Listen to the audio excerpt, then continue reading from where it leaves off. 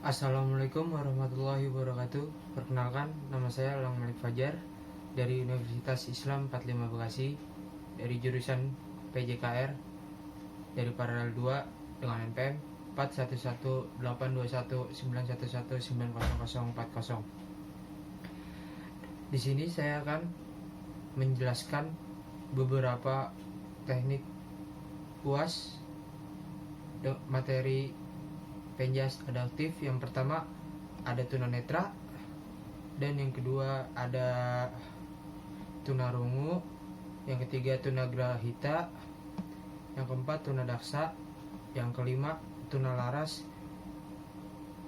Yang pertama untuk tunanetra berasal dari kata tuna yang berarti rusak atau rugi, dan netra yang berarti mata. Kondisi seseorang yang mengalami gangguan atau hambatan dalam indera penglihatannya berdasarkan waktu terjadinya ketunanetraan. Yang pertama, tunanetra sebelum dan sejak lahir.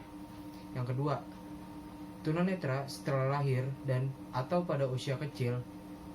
Ketiga, tunanetra pada usia sekolah atau pada masa remaja. Keempat, tunanetra pada usia dewasa. Dan yang terakhir, tunanetra dalam usia lanjut. Berdasarkan kemampuan daya penglihatan, yang pertama ada beberapa macam. Yang pertama ada tunanetra ringan, yang kedua tunanetra setengah berat, dan yang ketiga tunanetra berat. Dalam berdasarkan pemeriksaan klinik atau kelainan-kelainan pada mata, yang pertama ada miopia. Apa itu miopia? Penglihatan jarak dekat, bayangan tidak terfokus dan jatuh di belakang retina. Yang kedua, hyperopia, penglihatan jarak jauh, bayangan tidak terfokus dan jatuh di depan retina. Dan yang terakhir ada astigmatisme. Apa itu astigmatisme? Yaitu penyimpangan atau penglihatan kabur yang disebabkan karena ketidakberesan pada kornea mata. Ada apa aja sih karakteristik dari tunanetra? Yang pertama ada fisik. Apa yang disebabkan fisik itu? Keadaan fisik anak tunanetra tidak berbeda dengan anak sebaya lainnya. Perbedaan nyata diantaranya mereka hanya terdapat pada organ penglihatannya, atau bisa disebut gejala.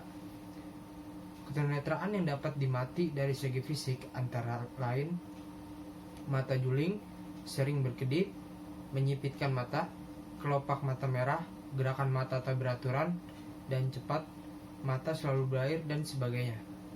Yang kedua, dalam perilaku, beberapa gejala tingkah laku pada anak yang mengalami gangguan penglihatan dini antara lain berkedip lebih banyak dari biasanya, menyipitkan mata, tidak dapat melihat benda-benda yang agak jauh, adanya keluhan antara lain mata gatal, panas, pusing, kabur, atau penglihatan ganda. Tunanetra dalam bentuk fisikis tidak berbeda jauh dengan anak normal. Kecenderungan IQ anak tunanetra ada pada batas atas sampai batas bawah. Kadangkala ada keluarga yang belum siap menerima anggota keluarga yang mengalami tunanetra, sehingga menimbulkan ketegangan gelisah di antara keluarga. Seorang tunanetra biasanya mengalami hambatan kepribadian seperti curiga terhadap orang lain, perasaan mudah tersinggung, dan ketergantungan yang berlebihan. Dalam tunanetra, penurunan penglihatan atau bisa disebut low vision. Yang pertama, menulis dan membaca dengan jarak yang sangat dekat. Yang kedua, hanya dapat membaca huruf yang berukuran besar. Yang ketiga, memicingkan mata atau mengerutkan kening terutama di cahaya terang atau saat mencoba melihat sesuatu. Dalam tunanetra, bagaimana sih caranya berolahraga? Cara berolahraga tunanetra hanya saja mendengar arahan atau instruksi pelatih. Contohnya seperti saat atlet berlomba lari, mendengar instruksi pelatih dan fokus di dalam lintasan. Yang kedua, ada tunarungu. Tunarungu adalah seseorang yang memiliki hambatan dalam fungsi pendengarannya. Tunarungu dapat melihat bahasa lisan dan oral serta dapat melihat ekspresi wajah dari lawan bicara guna untuk menangkap makna yang disampaikan oleh lawan bicaranya melalui gerak bibir. Berdasarkan tingkat kerusakan atau kehilangan kemampuan mendengar, yaitu ada 4. Yang pertama sangat ringan 27 sampai 40 dB. Yang kedua ringan 41 sampai 44 dB. Ada sedang. Sedang itu 56 sampai 70 dB. Berat 71 sampai 90. Dan yang terakhir ada ekstrim 91 dB ke atas atau tidak bisa mendengar atau bisa disebut bahasa kasarnya tuli. Sama halnya seperti tunanetra, bedanya hanya saja melihat arahan instruksi gerakan tangan pengajar atau pelatih. Yang ketiga ada tunagrahita. Tunagrahita adalah keterbatasan fungsi intelektual atau EQ, yaitu kemampuan untuk belajar, membuat keputusan, menemukan alasan dan memecahkan persoalan. Kondisi di atas umumnya dapat disebabkan oleh beberapa hal, yaitu yang pertama ada infeksi otak yang terjadi setelah bayi lahir. Yang kedua, bayi lahir secara prematur. Yang ketiga, cedera pada otak karena kecelakaan atau jatuh. Yang ketiga, adanya kelainan pada gen yang diturunkan dari orang tua. Yang keempat, ada bayi tidak mendapatkan cukup oksigen selama proses persalinan. Yang kelima, ibu terkena infeksi ketika hamil. Yang keenam, ibu mengonsumsi minuman keras, obat-obatan terlarang, atau obat-obatan tertentu saat hamil.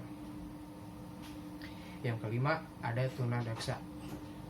Apa itu tunadaksa? Tunadaksa adalah anak yang mengalami kelainan atau cacat yang menetap pada alat gerak, yaitu pada tulang, sendi, otot. Jika mereka mengalami gangguan gerakan karena keluyuhan pada fungsi saraf otak, mereka disebut cerebral palsy atau CP. Ciri-ciri anak tunadaksa dapat dilukiskan sebagai berikut. Yang pertama, ada anggota gerak tubuh kaku atau lemah dan lumpuh. Yang kedua, kesulitan dalam gerakan, tidak sempurna, tidak lentur atau tidak terkendali. Yang ketiga, terdapat bagian anggota gerak yang tidak lengkap atau tidak sempurna dan lebih kecil dari biasanya. Yang keempat, terdapat cacat pada alat gerak. Yang kelima, jari tangan kaku dan tidak dapat menggenggam. Yang kelima, ada kesulitan pada saat berdiri, berjalan, duduk, dan menunjukkan sikap tubuh tidak normal. Yang keenam, ada hiperaktif atau tidak dapat tenang, atau bisa disebut nilai standar dalam tunadaksa itu ada 5. Kebutuhan apa saja sih pembelajaran anak tunadaksa? Guru sebelum memberikan pelayanan dan pengajaran bagi anak tunadaksa harus memperhatikan hal-hal sebagai berikut. Yang pertama, dalam segi medis, apakah ia memiliki kelainan khusus seperti kencing manis atau pernah dioperasi, masalah lain seperti harus meminum obat, dan sebagainya. Yang kedua, bagaimana kemampuan gerak dan bepergiannya. Yang ketiga, bagaimana komunikasinya. Yang kedua, gerak dan bepergiannya, apakah anak ke sekolah menggunakan transportasi, alat bantu, dan sebagainya. Ini berhubungan dengan lingkungan yang harus dipersiapkan. Bagaimana caranya komunikasi dengan anak tunagrahita? Apakah anak mengalami kelainan dalam berkomunikasi dan alat komunikasi yang digunakan lisan, tulisan, isyarat, dan sebagainya. Dan yang terakhir ada tunalaras. Apa itu tunalaras? Tunalaras adalah anak yang mengalami hambatan dalam perkembangan sosial dan emosinya, sehingga dimanifestasikan lewat tingkah laku norma hukum sosial, agama yang berlaku di lingkungan dengan frekuensi yang cukup tinggi. Metode pembelajaran tunalaras seperti dengan cara melakukan observasi, wawancara, dokumentasi, dan pemberian daftar cek masalah atau DCM. Anak dengan penyandang tunalaras memiliki ketidakstabilan emosional sehingga terjadi hambatan dalam bersosial ke masyarakat. Dalam perkembangan sosial pada anak tunalaras, di mana ini ditunjukkan bahwa mereka tidak mempunyai teman. Hal ini dikarenakan mereka tidak dapat mampu menyesuaikan diri dengan kelompok yang lebih luas, dan kesadaran sosial mereka sangat rendah, serta mereka lebih suka bermain sendiri. Diperlunya anak seperti tunalaras itu sebaiknya harus diperlukan pendekatan yang lebih baik pada anak penyandang tunalaras, seperti halnya pendekatan dalam bimbingan, karena akan sangat berpengaruh pada kehidupan di masa yang akan datang. Cukup sekian dari saya, kurang lebihnya mohon maaf. Wassalamualaikum warahmatullahi wabarakatuh.